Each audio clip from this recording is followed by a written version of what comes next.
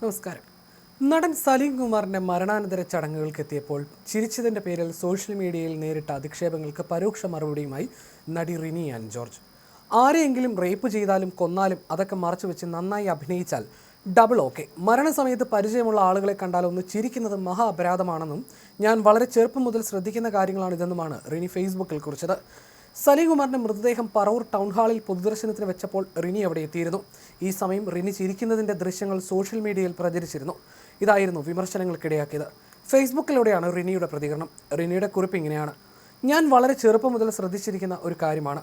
വളരെ ചെറിയ, ആർക്കും ഉപദ്രവകരമല്ലാത്ത കാര്യങ്ങൾ പോലും ചിലർക്ക് വലിയ പ്രശ്നമാണ്, മഹാ അപരാധമാണ്. ഉദാഹരണത്തിന്, കാലിന്മേൽ കാലിൽ കയറ്റി വെച്ചിരിക്കുക, ഇഷ്ടപ്പെട്ട ഒരു വസ്ത്രം ധരിക്കുക, മരണസ്ഥലത്ത് പരിചയമുള്ള ആളുകളെ കണ്ടാൽ ഒന്ന് ചിരിക്കുക തുടങ്ങിയവ.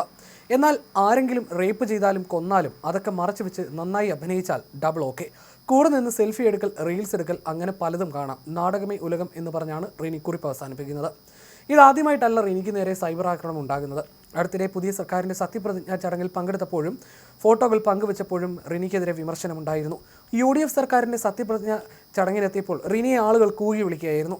ഇതിനെല്ലാം മറുപടിയായി പിന്നീട് റിനി ഇട്ടൊരു കുറിപ്പ് ഇങ്ങനെയായിരുന്നു: കുറച്ച് ദിവസങ്ങളായി സോഷ്യൽ മീഡിയയിലൂടെ എന്നെ തേജോവധം ചെയ്യുകയും എനിക്കെതിരെ കുപ്രചാരണങ്ങൾ നടത്തുന്നതായും ശ്രദ്ധയിൽപ്പെട്ടിട്ടുണ്ട്. ഞാൻ കമ്മ്യൂണിസ്റ്റ് പാർട്ടിയുടെ ചാര വനിത എന്ന രീതിയിലുള്ള വൻതോതിലുള്ള പ്രചാരണമാണ് നടക്കുന്നത്. ഞാൻ ഒരുപാട് പ്രാവശ്യം വ്യക്തമാക്കിയ കാര്യമാണ്, ഞാനൊരു പാർട്ടിയുടെയും അംഗമോ പ്രവർത്തകയോ അല്ല. എനിക്ക് ശ്രീ VD സതീശനോടുള്ള അടുപ്പം ഒരു പാർട്ടിയെ അടിസ്ഥാനപ്പെടുത്തിയുള്ളതല്ല. ഓർമ്മ വെച്ച കാലം മുതൽ അറിയുന്നതും കുടുംബ സുഹൃത്ത് എന്ന നിലയിലുള്ള അടുപ്പമാണ്. ഈശ്വരതുല്യനായി കാണുന്നു എന്ന അർത്ഥത്തിൽ മാത്രമാണ് ശ്രീ പത്മനാഭൻ എന്ന പദം ഉപയോഗിച്ചത്. ഈശ്വരൻ്റെ കരങ്ങൾ ജനങ്ങൾക്കായി അദ്ദേഹത്തിലൂടെ പ്രവർത്തിക്കട്ടെ എന്ന ആഴത്തിലുള്ള സന്ദേശമാണ് ഞാൻ അതിൽ അർത്ഥമാക്കിയത്. അതിനെയും അനാവശ്യമായ രീതിയിൽ വ്യാഖ്യാനിക്കുകയാണ്. എന്നെ സംബന്ധിച്ച് എൻ്റെ സ്വന്തം പിതാവിൻ്റെ പാർട്ടിയാണ് കമ്മ്യൂണിസ്റ്റ് പാർട്ടി. എൻ്റെ മാനസ പിതാവിൻ്റെ പാർട്ടിയാണ് കോൺഗ്രസ് പാർട്ടി. ഏത് പാർട്ടിയാണെങ്കിലും തെറ്റുകൾ കണ്ടാൽ ചൂണ്ടിക്കാണിക്കാനും ശരികളെ അഭിനന്ദിക്കാനും ഇഷ്ടമാണ്. ഞാൻ ടൈസൺ മാഷിൻ്റെ കുട്ടിക്കലാശത്തിൽ പങ്കെടുത്തു എന്ന തരത്തിൽ പ്രചരിക്കുന്ന ഒരു വീഡിയോ ശ്രദ്ധയിൽപ്പെട്ടു. ഞാനൊരു പാർട്ടിക്ക് വേണ്ടിയും ഒരു സ്ഥാനാർത്ഥിക്ക് വേണ്ടിയും പ്രചരണം നടത്തിയിട്ടില്ല. കൊട്ടിക്കലാശം കാണാൻ പോയപ്പോൾ ഇടതുപക്ഷത്തിൻ്റെ കൊട്ടിക്കലാശത്തിനിടയിലൂടെ അപ്പുറത്തേക്ക് കടന്നു പോകുന്ന സമയത്തുള്ള ഒരു വീഡിയോ മാത്രമാണത്. എന്നെ കണ്ടപ്പോൾ പലരും വീഡിയോ എടുക്കുകയും പലരും അടുത്ത് വരികയും ഞാൻ അവരോടെല്ലാം ചിരിക്കുകയും സംസാരിക്കുകയും ചെയ്തിട്ടുണ്ട്. അല്ലാതെ ഞാൻ ആർക്കു വേണ്ടി മുദ്രാവാക്യം വിളിച്ചിട്ടില്ല. ഒരു കലാകാരി, അവതാരക, മാധ്യമപ്രവർത്തക എന്നീ നിലയിൽ എനിക്ക് പല നേതാക്കന്മാരുമായി പരിചയമുണ്ട്, സൗഹൃദങ്ങളുണ്ട്. അങ്ങനെയുള്ള അവസരങ്ങളിൽ ഫോട്ടോകൾ എടുക്കുന്നത് വളരെ സ്വാഭാവികമായ കാര്യങ്ങൾ മാത്രമാണല്ലോ. അതെല്ലാം മറ്റൊരർത്ഥത്തിൽ വ്യാഖ്യാനിക്കാനുള്ള ഒരു ഗൂഢശ്രമം നടക്കുകയാണ്. എന്നെ മോശക്കാരിയായി ചിത്രീകരിച്ച് പൊതുബോധം സൃഷ്ടിച്ച് എനിക്ക് സാമൂഹ്യ വിലക്ക് ഏർപ്പെടുത്തുക എന്ന രീതിയിലാണ് കാര്യങ്ങൾ മുന്നോട്ടേക്ക് പോകുന്നത്. ഞാൻ സത്യപ്രതിജ്ഞാ ചടങ്ങിൽ വന്നതിനെയും ചോദ്യം ചെയ്യുകയാണ്. ഞാൻ വന്ന് സത്യപ്രതിജ്ഞ അലങ്കോലപ്പെടുത്തി എന്ന തരത്തിൽ പോലും വാർത്തകൾ സൃഷ്ടിക്കുകയാണ്. കേരളത്തിലെ ഏതൊരു വ്യക്തിക്കും അവിടെ കടന്നു വരാൻ അവകാശമുണ്ടല്ലോ. കേസുകളിൽ അകപ്പെട്ടിരിക്കുന്ന പാർട്ടി പുറത്താക്കിയ വ്യക്തി വന്നതിൽ പോലും ജനാധിപത്യപരമായി തെറ്റാണെന്ന് പറയുകയോ ഞാൻ ചോദ്യം ചെയ്യുകയോ ചെയ്തിട്ടില്ല. പിന്നെ എന്തുകൊണ്ടാണ് എനിക്ക് മാത്രം ഇത്തരം അവകാശങ്ങൾ നിഷേധിക്കപ്പെടുന്നത്? അതുകൊണ്ടാണ് എൻ്റെ മാത്രം ജനാധിപത്യ അവകാശത്തിന് നേരെ കൂക്കിവിളികൾ ഉയരുന്നത്. എനിക്കുണ്ടായ ഒരു അനുഭവത്തെക്കുറിച്ച് മാത്രമാണ് ഞാൻ വിവരിച്ചത്.